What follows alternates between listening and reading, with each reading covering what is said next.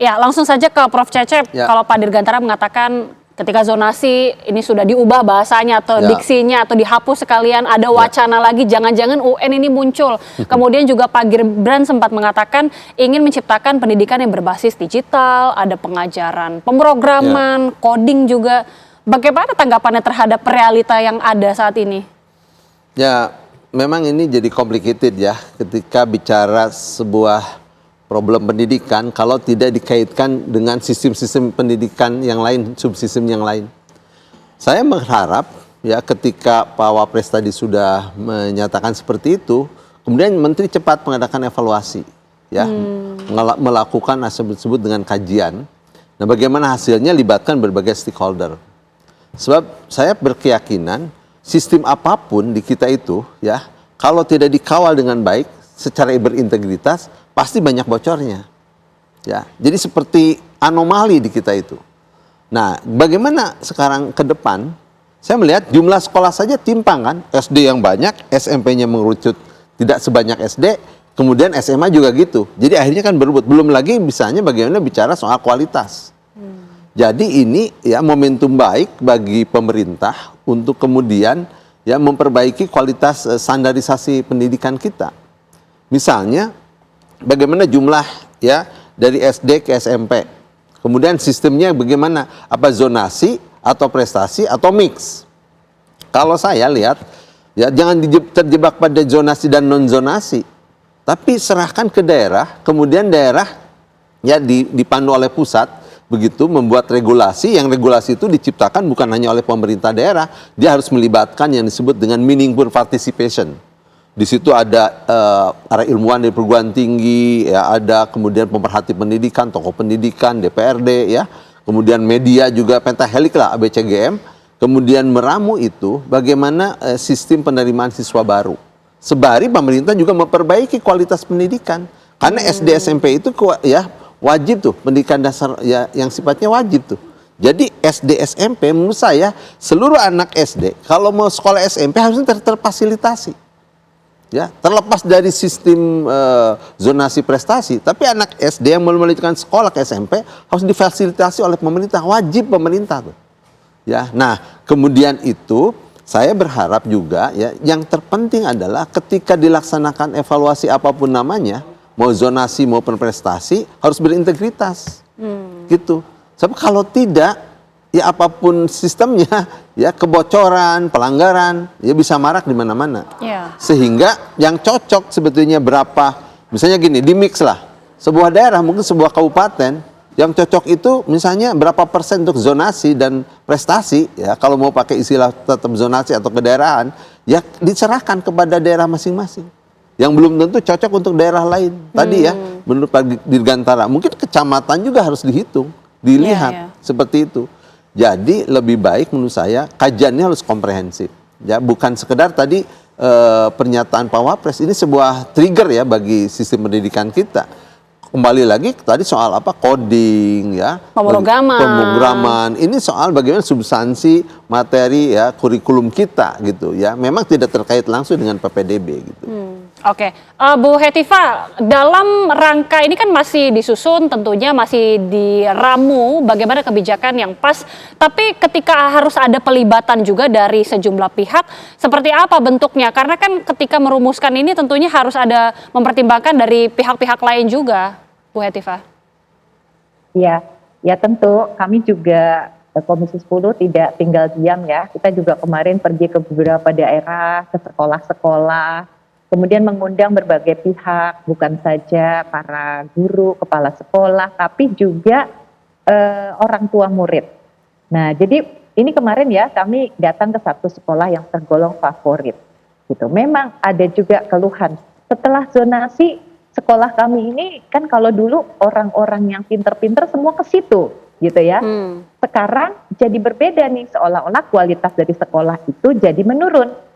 Itu tetapi ketika kami tanyakan kepada Dinas Pendidikan secara lebih luas, mereka membandingkan ternyata banyak sekolah-sekolah lain yang dulu kualitasnya sangat jomplang dengan sekolah favorit ini, sekarang mendekati gitu. Jadi ada semacam kenaikan kualitas dari sekolah-sekolah yang dulu dianggap tidak favorit. Sekarang juga karena banyak anak-anak pandai juga yang ada di situ, dia mengangkat kualitas di sekolah dan guru-gurunya pun juga demikian. Nah, jadi saya kira semangat zonasi itu, kita jadi tadi ya jangan terjebak kepada nama ya, tapi semangat untuk mendekatkan sekolah dengan tempat tinggal anak, meningkatkan pemerataan, menghindari diskriminasi, dan juga mendorong adanya satu spirit bahwa murid dengan latar belakang berbeda boleh saja ada di sekolah yang sama. Nah, itu jangan dihilangkan. Jadi semangat positif dari apa yang pernah diterapkan dari suatu sistem yang namanya zonasi. Bahkan saya juga dapat input ya dari aktivis anti narkotika mengatakan dengan adanya kedekatan sekolah dengan tempat tinggal anak-anak itu juga menghindari adanya praktek-praktek negatif ya, seperti tadi tindakan anak yang terkena narkoba itu karena pengawasan jadi lebih mudah dengan dia tinggal lebih dekat dengan sekolahnya. Nah, sekarang jadi kuncinya sebenarnya banyak PR gitu ya kepada Mendikbudmen ini gitu, untuk kita betul-betul memetakan di mana problem-problemnya, dan kemudian nanti ke depan bagaimana kita untuk jangka pendek dan menengahnya menemukan keseimbangan antara pemerataan akses dengan kebebasan memilih sekolah. Ya, kita juga ingin tentu anak-anak kita tadi yang merasa dirinya berprestasi dan mempunyai suatu harapan gitu ya. Nah, kembali kepada soal ujian gitu ya. Jadi saya kira kita juga perlu mengkaji apakah betul motivasi akademik anak tuh hanya bisa ditingkatkan jika ada ujian, karena dulu juga waktu UN diterapkan di awal-awal itu banyak sekali yang protes karena terjadi juga kebocoran soal, kan, terjadi stres dan prevalensi depresi yang tinggi baik anak maupun orang tua gitu ya, dengan adanya ada penggunaan satu-satunya UN sebagai nilai untuk dia masuk ke sekolah yang lebih tinggi dan sebagainya. Nah, jadi kita tetap ya harus belajar dari pengalaman. Jadi saya melihat bahwa spirit pemerintah sekarang itu membuat suatu kemajuan dan transformasi dari sistem yang masih mengalami kekurangan atau ketidaksempurnaan, dan itu kami dukung untuk perbaikan. Baik, Pak Dirgantara, dengan sistem yang sudah berjalan selama beberapa tahun terakhir ini, apakah betul memang terlihat adanya peningkatan kualitas sekolah begitu ya, dari yang tadi disebutkan Bu Hetifah, sekolah yang tadinya mungkin tidak unggulan sekarang sudah lebih maju lagi, atau justru sebaliknya, terbalik ini, sekolah yang tadi unggulan sedikit lebih mundur, gimana Pak Dirgantara? Baik, menarik. Jadi kalau kita lihat sebenarnya kualitas dari sekolah itu kan bukan hanya sebatas dari input anak-anak yang masuk terus diproses terus outputnya. Tentunya ketika inputnya dari sekolah tersebut ini anak-anaknya masuk berkualitas, tentunya pasti sekolah lulusannya akan menjadi baik. Ya, kalau istilah sederhananya itu ketika masuknya sudah singkong, masuknya singkong, keluarnya apakah jadi langsung jadi kentangan gitu ya. Nah, ini hal-hal seperti ini menurut saya bukan hanya bicara tentang perbaikan sistem zonasi, bukan hanya terkait teknis kebijakan nih Mbak, gitu ya. Tetapi juga bagaimana hal manifestasi gitu ya dari komitmen kita terhadap masa depan generasi penerus kita. Jadi saya sepakat sama Prof. Cecep tadi, bagaimana mewujudkan keadilan dalam pendidikan, berarti kita memastikan bahwa setiap anak di sini tanpa memandang latar belakangnya, dan mereka memiliki kesamaan, kesetaraan yang sama untuk tumbuh, belajar, dan apalagi mereka menumbuhkan mimpi-mimpi mereka. Karena apa? Langkah ini merupakan investasi nyata, Mbak, teman-teman gitu ya, ketika lihat bagaimana terciptanya masyarakat yang lebih inklusif, bermartabat, dan berkeadilan. Dan hal-hal ini tidak lain kalau kita lihat secara komprehensif, ini bukan hanya lihat dari tadi sistem zonasi yang ada. Jadi sekolah-sekolah yang ada menurut saya ini menjadi sebuah autokritik juga sebenarnya tentang ada sekolah-sekolah unggulan. Kita balik flashback kalau kita bicara tentang sejarah gitu ya. Sekolah berstandar internasional dihilangkan, itu oke banget. Akhirnya apakah tetap membuat kesamarataan? Kan tidak juga misalnya. Tetap tagline ataupun nama di sekolah tersebut yang baik akan tetap baik tuh. Ya.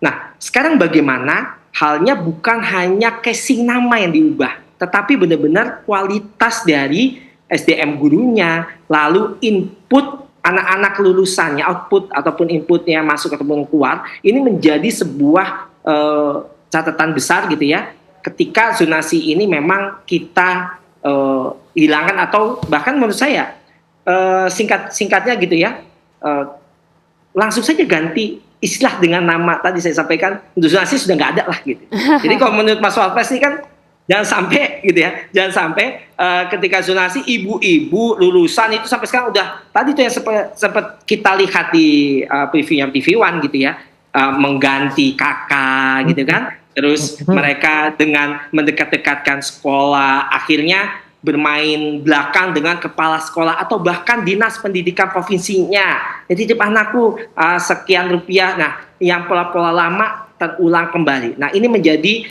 saya sepakat sama Prof. Cecep, harus ada evaluasi secara holistik gitu ya untuk dapat menangani permasalahan ini.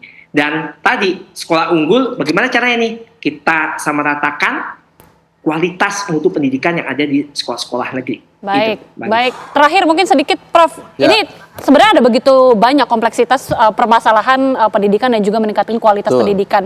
Tapi untuk langkah terdekat tentunya ini kan masih menjadi kajian dari pemerintah. Apa yang harus ditempuh dalam waktu terdekat ini? Atau sebenarnya ide dari Pak Gibran untuk mewujudkan pendidikan yang berbasis digital ini masih agak jauh sebenarnya dari cita-cita kita? Ya memang kita seperti ini ya, berlari sambil membetulkan tali sepatu istilah saya. Memperbaiki soal pendidikan kita itu. Ketika zonasi atau prestasi ataupun bentuknya ketika PPDB diperbaiki tanpa memperbaiki ya standarisasi kualitas yang lain, itu juga nggak banyak pengaruh terhadap kualitas pendidikan. Jadi ini harus secara paralel ya, PPDB ya dia bagian dari standar-standar lain yang harus juga diperbaiki. Tapi yang terpenting adalah sebetulnya komitmen pemerintah sendiri ya, seluruh bangsa ini mencerdaskan kehidupan bangsa. 20% aja dulu dana pendidikan itu ya untuk kementerian yang ngurus pendidikan.